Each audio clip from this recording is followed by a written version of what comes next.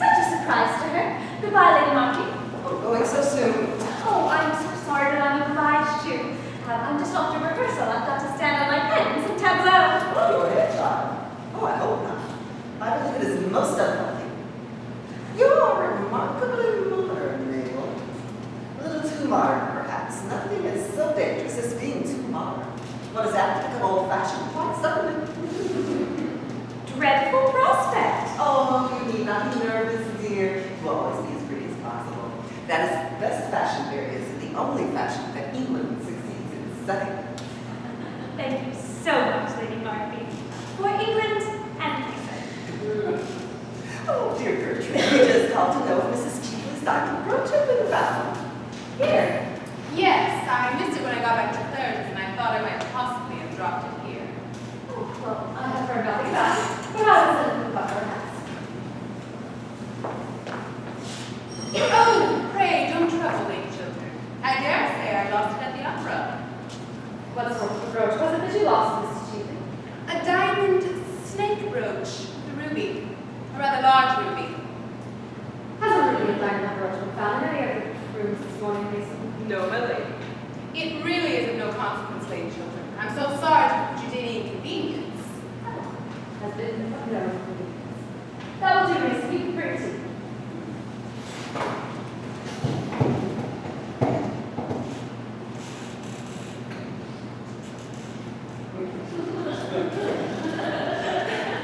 Well, I must say it's most annoying to lose anything. I remember once, years ago, losing and that in the pump room, an exceedingly handsome cabinet brooch that Sir John had given me.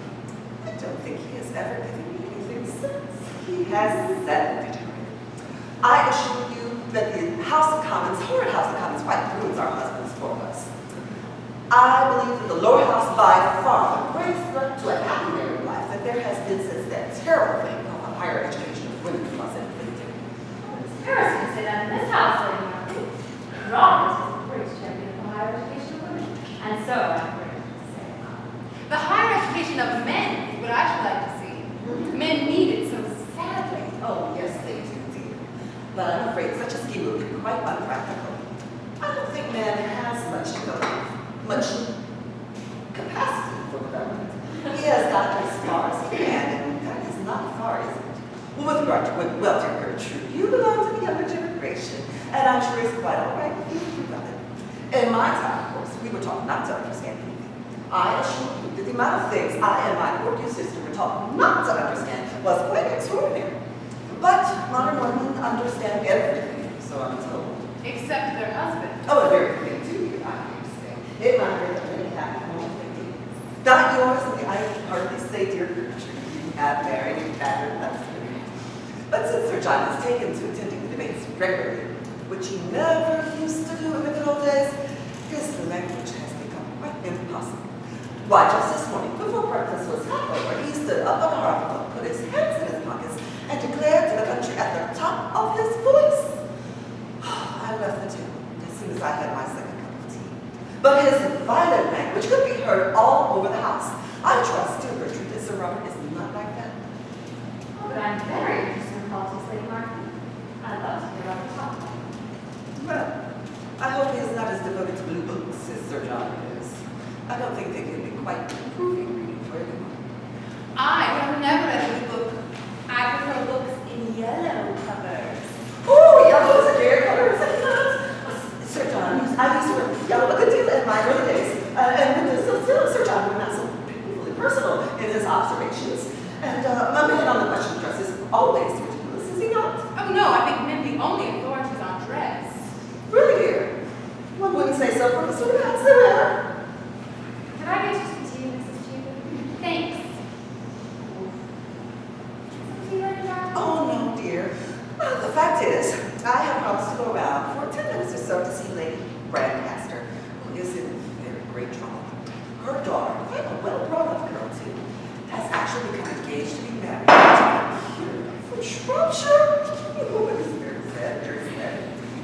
I just don't understand this modern mania of appearance. In my time, we first saw them, of course, running down a place like that. But we never took any notice of them. And then the eldest son has quarreled with his father, and then his second, they live in Lord Brancaster always hides himself behind the money argument at times. And I actually believe that it's quite a common occurrence nowadays, and they have to take an extra cognizant times in all the clubs. There's so many sons who won't have anything to do with their fathers, and so many fathers who won't speak for their sons. It is, I believe, very much to be regretted. So do I. Fathers have so much to learn from their sons nowadays. Really? What? The art of living. Oh, well, yes. I'm afraid Lord Brancaster knew a good deal about that. More than his poor wife ever did. You know Lady Brancaster, don't you hear? Just like me. Well, like all stout women, she is the very picture of happiness. But there are many great tragedies in her family. Her own sister, Mrs. Chapel, most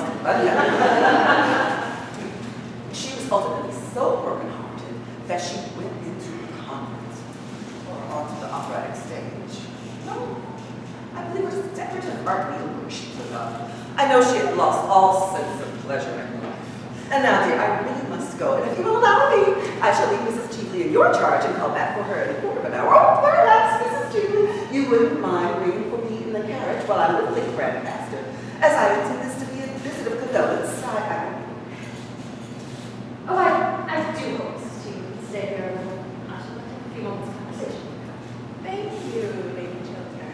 Believe me, nothing will give me greater pleasure. Well, no doubt you both have many pleasant reminiscences of your school days to talk over together. And now, dear, I must go. Shall I see Lady Barnes tonight? She has discovered a wonderful genius, I believe. Does nothing at all.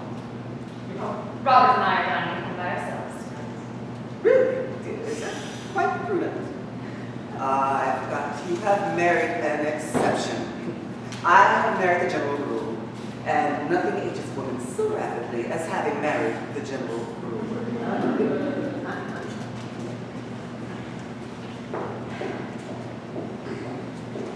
Wonderful woman, Lady Marquis, isn't she? Talks more and says less than anyone I've ever met. She's made to be a public speaker, much more so than her husband. Mrs. Cheveley? I feel it's only right to say, frankly, had I known you were last night, I should not have invited you to my house. Really? I have not done so. Do you know, Gertrude, I see that after all these years, you've not changed a bit. I never change. So life has taught you nothing. It has taught me that a person who has once been guilty of a dishonest and dishonorable act may be guilty of a second time and should be shot. Would you apply that rule to everyone? Yes, to everyone without exception. Then I'm sorry for you, Gertrude. Very sorry for you. You see now, I'm sure that for many reasons and in further acquaintance between us during your time here in London, impossible. Do you know, Gertrude, I don't mind you talking morality to me a bit. Morality is simply the attitude we adopt toward people we personally dislike. You dislike me.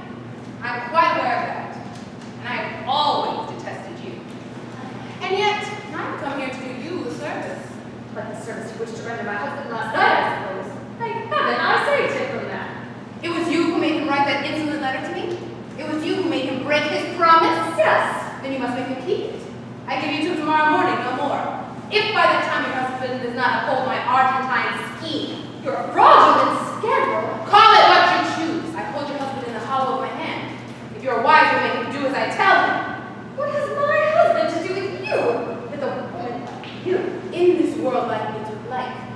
It is because your husband himself is fraudulent and dishonest that we pair so well together. Between you and him, there are chasms. He and I are closer than friends. We are enemies linked together. The same sin binds us. How dare you class my husband with yourself? How dare you threaten him or me? Leave my house. You are unfit to enter it. Your house! A house bought with the price of dishonor. A house, everything in which has been paid for by fraud. Ask him what the origin of his fortune is. Get him to tell you how he sold to a stockbroker a cabinet secret. Learn from him to what you owe your position. It is not true. Robert, it is not true. Look at him. Can he deny it? Does he dare to? Go! Go at once! You have done your worst now! My worst! I have not even begun with either of you. I give you both till tomorrow at noon. If by that time you don't do as I tell you, the whole world will know the true origin of Robert Chiltern. Mason, show Mrs. Cheveley out!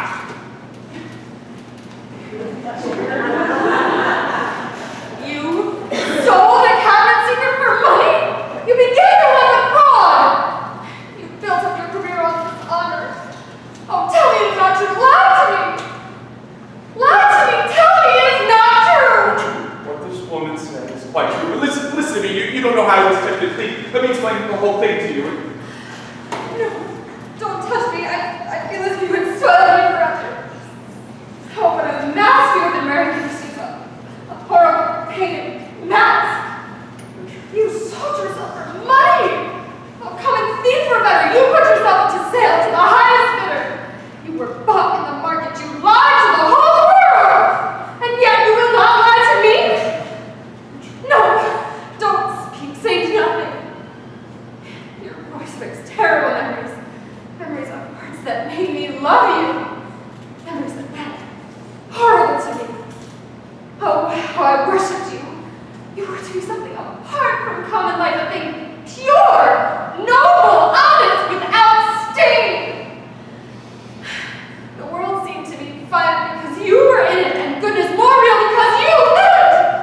Oh, what I think that I made of a man like you, my ideal. There is your mistake. The error all women commit.